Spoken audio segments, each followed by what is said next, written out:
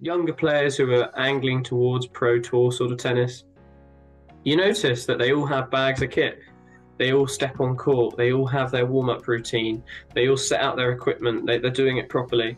And you know that sort of thing, it shows as you go into tennis matches. If you don't have a warm-up, you're also probably not mentally geared to do stuff. What was it? He almost sounded French as he's saying it. He was like, "Look at me, I am talking to you." Yeah, that's just a great moment for me. It's really stuck in my mind because it goes to show the pressure these players are under, and it goes to show how much it means to them. Have a farewell like that where everyone's together on the same team, like that's such a rare thing. And I think, yeah, like, oh yeah, any player would love it to kind of be like that, but only he could probably, and the other two guys could get away with having everyone together like that. Welcome back to the Getting a Grip podcast. Another fine week we have. Morning here, evening over there. We're both at various levels of fatigue, but for different reasons. Merlin's had a run around on the court, haven't you, today? Oh yes, many hours of tennis, and it's easy to burn out after tennis. I think it's not only physically exhausting, but it's mentally exhausting. So tennis is an all-body sport.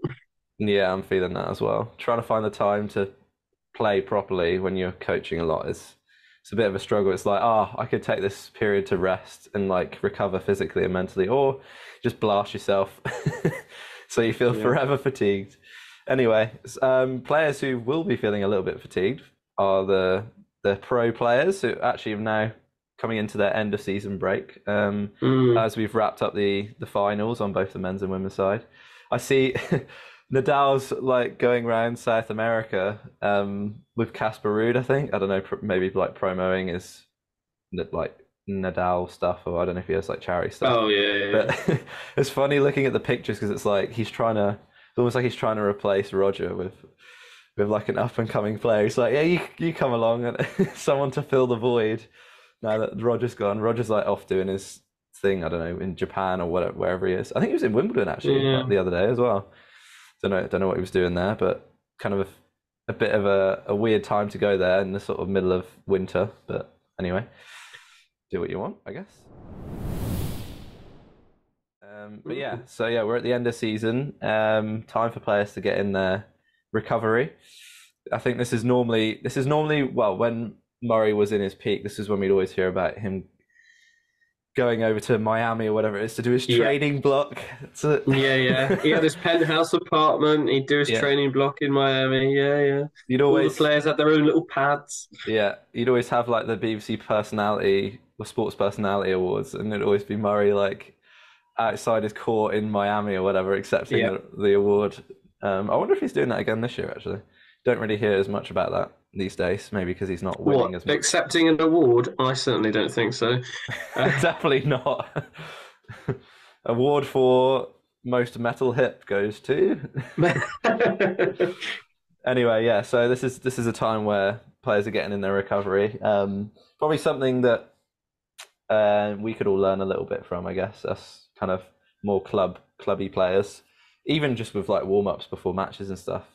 Like that's something you've started to do a bit more, right? Is like warming up the shoulders and just mobility stuff before you start matches. And I don't know, how much of a difference do you feel it's made for you in your kind of matches that you've played? Yeah, it's interesting. So I got a little bit of something called radial tunnel syndrome, sort of over the past 6 months, and that's sort of more or less healed now. But yeah, and this happens every time there's a peak of like sort of injury, a few more niggles, or there's something that's happening.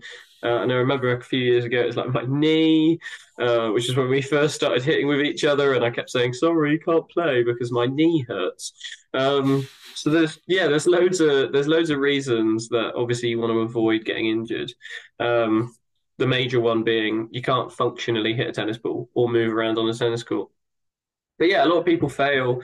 A lot of people fail with the fundamental, which is doing it before. I think most people, especially if you love tennis, very good at the recovery when you get injured, or resting when you're not playing, for example. That sort of thing, that's quite easy. There's not much work in that because you're working towards playing again or something like that. What people struggle with is warming up before they play. And I can guarantee you that most people at a club level, they might play 5 times a week. They might love their tennis. The problem is what you don't see, and on both sides, men and women, don't see any warm ups. There's no stretching beforehand. Some people may get a foam roller out because they've seen someone do it. Ah, great, yeah, foam roller. That helps. But yeah, there's nothing dynamic there. And especially as you get older as well, you're going to want to warm up more because you're more likely to have a little bit of an injury as you play. Does depend how dynamic your movement is, though. You're less likely to get injured if you stand still and hit the ball. So you can marry it with two things. But if you want to get the best out of your tennis, like a good warm up, it only needs to be a few minutes. It doesn't need to be much. You just arrive a couple minutes early, do 2 or 3 minutes of stretching, and then a couple of sort of dynamic lunges and sort of sprints and stuff like that. Yeah, it really helps out quite a lot. Yeah, I remember when I did like strength conditioning stuff, um, like trying to do, I was doing the warm ups for like our uni players or whatever, and like Yeah. honestly, not interested at all. The worst Mm. time to try and do it was like in training because like they'd start really well, they start quite early, they'd start like 6:30 in the morning or whatever. And like I was Yeah. like, yeah, come on, like we'd have little kits for each of them. It's like we did all the preparation work for them, Hmm. like designed all the exercises, and even then it was like half-assed kind of, I don't know, like rotator cuff warm up and all that stuff. But I remember Mm. like because I've been a bit lax lately with warm ups and stuff, but when I had like a proper band and I was doing like the shot, especially the shoulder stuff, like it warmed up my serve. Like I almost didn't really need to warm up my serve as much as I did before because I was like straight away Yeah. felt a bit looser, a bit stronger, and it was just like yeah, straight in. But it's just that mental effort of like making sure you have a band or something ready to go and like getting there, like you said, a few minutes early. And then just if you make it a routine, it's like anything. If you make it a routine, then it's you don't have to think about it much. Like once you've got it set out, you just repeat the same thing every time, and it's easy then. Yeah, it becomes easy. And what's it? Our head coach at my local club, your ex place of employment, I suppose you could call it at this point, with coaching. But he recently went out to Rafa Nadal Academy with one of our players. And one of the things you notice about all of these players, they're sort of turning up on a sort of European Tennis Europe circuit. It's basically younger players who are angling towards pro tour sort of tennis. You notice that they all have bags of kit. They all step on court. They all have their warm up routine. They all set out their equipment. They're doing it properly. And that sort of thing it shows as you go into tennis matches. If you don't have a warm up, you're also probably not mentally geared to do stuff. So it doesn't matter what level you play. Like that side of things is very important. A lot of people say as well, like kids don't need to warm up quite as much because flexibility is something that they find easier. Muscles tend to be looser as you develop and at a younger age. And like I say, injuries tend to happen in people who are older, grinding things down, for example. But yeah, like I say, very important. Um, Not that all warm ups need to have any kit, for example. Most people don't need that many things. You don't need anything almost. I like a resistance band. I think that helps. But yeah, apart from that, you can do most of it just by making sure you stretch properly. And the same Yeah, goes for after you finish as well. Don't just get in your car, sit down for an hour. That's how you do further damage. yeah. I think that's probably the area that probably needs most attention. Definitely with me anyway. Like yeah, because you that's when you're tired, right? And you're like, oh, Yeah. I just want to literally like go and lay down. But Yeah, that's yeah, when it's most exactly. important to stretch. Because yeah, everything's a bit tighter. Yeah, Mm, like even like stretching before bed's quite a good thing to do. I find that helps you to like yeah. just relax a little bit, and I don't know, you can yeah clear the mind a little bit. But yeah, it's all part of a mindset, right? Like even if you're not, you're on the pro tour, you're not angling towards that.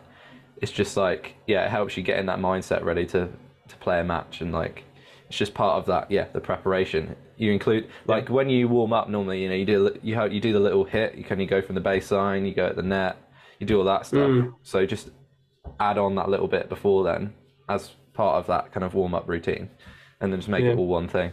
And yeah, it might not make much of a difference for winning the match, but long term might prevent you getting an injury. You can't. The thing is with this, you can't. It's hard to prove it as much. Like you're just Yeah. trying to prevent injury most of the time. So when you can't prove it as much, like people tend to just sort of forget about it. And like you said, when you get injured, then you start paying attention to it. But Yeah, well, what's it? There's a little phrase amongst a lot of athletes in those circles of this is prehab rather than going through rehab. Um, I, for one, would rather go through prehab work, focus on that rather than going through rehab work where you're overcoming something that's quite limiting.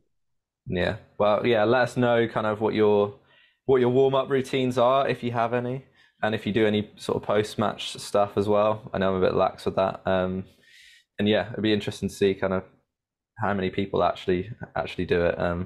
I'd imagine it's probably quite a low percentage, but Mm, maybe with it getting more attention, like I notice on TV and stuff, like sometimes they're showing the yeah, players beforehand, like then it becomes like I don't know, a cool thing to do or whatever. Like you see your role models doing it. I quite like that when they show those things beforehand because yeah. often you just No, see I them think it's for what they need. important. Yeah, and I mean, let us know as well if you need a hand and just pop a message. You can either do it privately or in the groups. Um, the group messages on top of sort of like TikTok and Instagram videos. Yeah, we can always give you ideas. There aren't just one linear way of warming up. There are the ways that you can make it more appropriate for yourself as well. All right. Seeing as it is end of season, we're going to now move into well, we're not going to call it an award ceremony, but we're going to pick our favorite moments and our kind of like player to look out for next year based on what we've seen so far this year. So I think we'll start with our favorite moment. This will probably be a bit more, well, yours is probably going to be comedic. I don't think mine's going to be comedic, but It is the anyway. ATP Awards soon, actually. We've started getting advertisements for us to vote online for those sorts of awards, so this is quite Oh, fitting. all right. Let's kick it off with your favorite moment of the year then. You can go first with your one. You want me to go first? So in comic style, I love watching quality tennis, but I also love a bit of drama. And I think for me, my favourite moment happened at the start of this year. And actually, we were joking before that I couldn't work out whether this was this year or last year because it feels so long ago. Um, but for me, it was the Australian Open, and it was the semi-final where Medvedev absolutely lost his rag. Let's say rag for this moment. So this is the one where obviously the umpire is making decisions, not entirely happy with the decisions. Starts to maybe not pay attention to Medvedev's protestations as much, and it just becomes what was it? What was it? He almost sounded French as he's saying it. He was like, "Look at me, I am talking to you." Yeah, that's just a great moment for me. It's really stuck in my mind because it goes to show the pressure these players are under, and it goes to show how much it means to them, not only being in those scenarios, but just little things within a match and within a point. Yeah, it's funny because he's always trying to be so calm. Like normally he's not. He's like, Yeah, oh yeah, I don't care. Like or he's just kind of calm, like collected calm. now. Yeah, Yeah, yeah, yeah. And then it just there's something. There's always something bubbling underneath. Obviously these guys are like super competitive, so trying to keep it yeah. under wraps most of the time. But then yeah, sometimes it's just like one little thing that can trigger it off, and he went into like full like dictator mode, didn't he? He's Yeah, like telling the umpire what to do. I was going to say, Oh. I worry what he's like at home if that's how he was in that moment. Oh God. Yeah, oh, it was hilarious though. Like, but he still managed to win the match, so And he did, despite yeah, and all he did. that. That I think is part of it as well. Like some of those best players, they have an emotional moment, but they know how to reset after it. They know how to recenter themselves and become the player they're trying to be again within that same match. Whereas I think if that happened to me, I would just be absolutely just irritated the entire rest of the match. Just start smacking things or something. Yeah, yeah. Well, there you go. They have to learn to kind of try and navigate these things, otherwise Oh, exactly. they don't win anything. Yeah. I was gonna go, well, another moment that I did like, but it's not gonna be my favorite moment, was when Shapovalov like lost his rag at Oh, I think it yeah. was at the Rome Masters or whatever. When I think it was like a serve. No, he thought he'd like won the game or something. And then the serve had been called in or something. I can't remember whether it was his serve or the other guy's serve. Anyway, he Mm. thought he'd won the game, Turns out he hadn't won the game. So then they had to go and inspect the mark because this was on clay courts. Obviously, you go and look at mark, Yeah, and then he did what you should never do, which is step over the net to go and look at the line. Cool. And then obviously then he got like he already had a warning for, I don't know, like obscenity or whatever it was, and then the umpire to give him like another warning. So then he lost that point, which meant he lost the game. So then he then he went back. Then he started arguing with the umpire. Then he went back to his chair, and then all the crowd started getting on his back.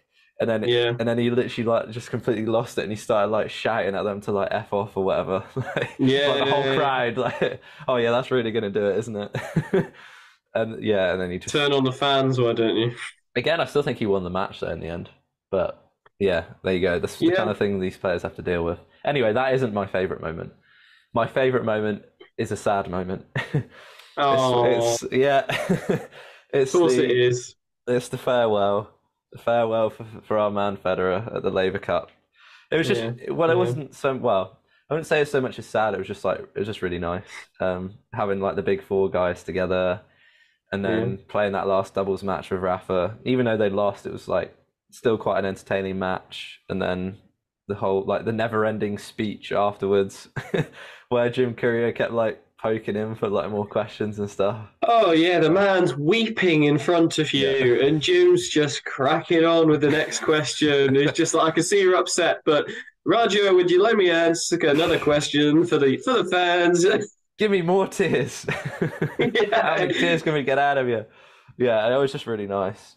Apart from yeah, well, the Ellie Golding thing, I think that kind of like tipped people over the edge. With like him and Rafa just sat on the bench, like just bawling crying, out. Yeah, bawling their it's eyes like gonna out. be Yeah. that's an iconic photo for Oh, forever big now. Really, time. those two like crying out. Yeah, but it was just really nice. Obviously, yeah, Federer, you could see he wasn't like couldn't play at the level they'd been playing at previously, but just yeah, have a farewell like that where everyone's together on the same team. Like that's such a rare Mm. thing, and I think yeah, like Oh yeah. any player would love it to kind of be like that, but only he could probably, and the other two guys could get away with having everyone together like that.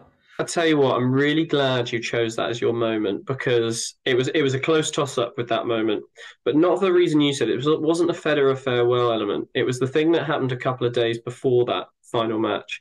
It was the moment where the big four had a warm up and a practice together. They took some photos for the very last time on the tour. Sort of Mm. Andy Murray in there with the three maestros that have gone 20 plus Grand Slams. Just I think it was an era defining moment. And yeah, again, as you said, sad because it was a farewell to that era in many ways, but at the same time, it was nice to see that acknowledgement and that camaraderie. That we'd seen over God like 20 years of incredible tennis. So Yeah, and these guys don't actually get to spend much time with each other anyway. Like, I mean, they no, share the court with each other a lot, but everything's so busy. You're always like traveling around, and you got all these jam-packed commitments. schedules. Yeah, so Yeah, like yeah, it was yeah. good for them to have that time. And then Murray's little caption where it was like the big three plus some clown or whatever, just to Yeah, that was yeah, yeah. And him great. talking about what was it, Bjorn Borg absolutely rinsing him at dinner or Yeah, something. yeah, making him pay for dinner or whatever. Yeah, yeah, yeah. It's just like, Never. oh, I'll have dessert. Yeah, it's on Andy. Yeah. Yeah. Let us know your favorite moment from the year as well. I'm sure there are many that we've missed. As there's Oh, yeah. so many things that happen throughout the year that you kind of forget about. Anyway, we're going to move on to our last thing, which is the one to watch for next year. It doesn't Yeah. necessarily have to be someone who's going to win a Grand Slam, but it's just someone who is going to make a lot of headway that maybe we don't expect. Or yeah, I mean, there's quite a pool of players to choose from, I guess. So we'll kick it Yeah. off with you. And what's your player that you're going to pick out for this one? Oh, right. So I'm going to be a little bit patriotic here. I'm going to go with a Brit because I think we've seen a lot of excellent British players over this year. And I'm going to use a Brit that is less known about. Simply because Cam Norrie has been wonderful. He's not my choice. He has been wonderful, and I do expect more from him next year. In a way that I think his tennis is improving gradually, quite quickly as well, actually, for that matter. Because he didn't start off as something of a beautiful tennis player, but he's still making it work very well for him. Um, But the person I'm going to choose is actually Jack Draper. And the reason I'm choosing Jack Draper is he does seem like one of these next level, next gen players. Um, I'm very excited to see what he's got to bring us in a new year. He's made some right dents in tournaments, getting through the first couple of rounds. Yeah, just very excited to see that energy. Yeah, he got to I think that's the semis of the next gen thing at the end of Yep. this year. I also think it's that positive mental attitude he has. He's very good at recentering himself on court and not letting his emotions run away with him too much, from what I've seen. So Yeah, that and yeah, like everyone's seen the forehand is like there's I think it's almost because his grip must be like Western or pretty close to that because he seems to be quite extreme with the spin and stuff, which yeah, can kind yeah, yeah, of be unreliable, sometimes. But again, it's like the power he's got off both wings, and he's got again fantastic movement for someone who's kind of that tall. He's a yeah. strong guy. Yeah, he's got all the weapons that you need and hits a Oh yeah, very clean ball. So yeah, but I'm not surprised you said that. I mean, other people might kind of not have seen a lot of him, but again, I think yeah, even in the yeah, US Open, like he was winning against Rublev, I think it was, and then he got like yeah, an injury, didn't he? And then that was pretty much it from then. But like as you saw, Rublev's gone on to he did well at the US Open, and then he's done well at the end of season final. So yeah, yeah. he's there mixing it with the big boys. So yeah, that's a good shout. I'd be excited to see him make maybe like a second week or like a deep run of a major next year. That'd be quite exciting. Big time, big time. I'm going to go for a more obvious name, but I'm going to go for him to actually win a Grand Slam next year. And that player is a Canadian, and his name's Felix, not Yeah, I knew Dennis. it would be. No, no, no, no. Of course, Felix has been on supreme form the last part of the season. So Yeah, yes, good choice. yeah. I think he just he looks dialed in. As long as you get a good recovery over this break, and then kind of hit the ground running at the start of next year. I think I don't know which slam in particular that he's going to win, but I just think he's there or thereabouts for pretty much. He He's got should the be there or staff. thereabouts for all of them. I think. Great serve, great movement, solid off both wings. Like nice variety now that he's bringing into his game. Maybe that's a bit of like Tony Nadal's Yeah, involvement, yeah, making better decisions in some of the bigger points. Yeah, I just think this guy, he's kind of notching his way up that pecking order, and he's shown yeah. quite a lot of consistency. And then obviously just won the Davis Cup with Canada. Not that anyone really cares much about that, but it's still a big moment, right? Like No, it is. it's still a pressure moment that you've got to deliver on. So yeah, I just think he's looking pretty tasty for next year. Don't know what do you think about him? No, I completely agree. Again, that form that we've seen him in, if that continues through the recovery part, then it would be a great job. Um, yeah, I'm hoping to see more from him. I'm hoping I will. I reckon the Australian Open, you could see it there. I'd be surprised if it were the clay or grass season as much. So I think I reckon we're looking at a hard court win if he is going to win this next year. Yeah, because I mean he did do quite well. He did well at the French as well. Like he nearly knocked Nadal out. So Mm. who knows? But then again, we're all like, oh yeah, Rafa will probably somehow find his fitness and form for that tournament, like he always does. But yeah, I guess Djokovic is going to be fit for the Australian Open now, isn't he? So that kind of Yep. makes it a little bit tougher. But again, Hmm. you don't know. I'm just waiting for one of these kind of younger players to really like beat one of these big guys in a best of five match. Like I know Medvedev was like he should have really beaten Nadal in the final of the Aussie Open this year, but it was like it Yeah. just takes that lit. He was like love 30 up, 2 sets up, and it just takes a couple of points, and these big guys are just there. Like they do not give Yeah. up until you've literally won that last point. They will, even No. when you're 2 sets and nearly a breakdown, like you got to be on it the whole match mentally. You just that's It's the that challenge. mentality. It's that Mm. focus over the course of the time. Yeah. Anyway, yeah, let us know your guys ones to watch for next year. Obviously, it doesn't have to be someone who's going to like win a Grand Slam or anything. As Merlin's picked like a kind of a top 50 British player there. Let us know who you're looking out for, and yeah, if you have enjoyed it, give us a follow on Apple, Spotify, wherever you get your podcasts, and on YouTube. Like it, share it around, and subscribe. And we'll see you in the next one.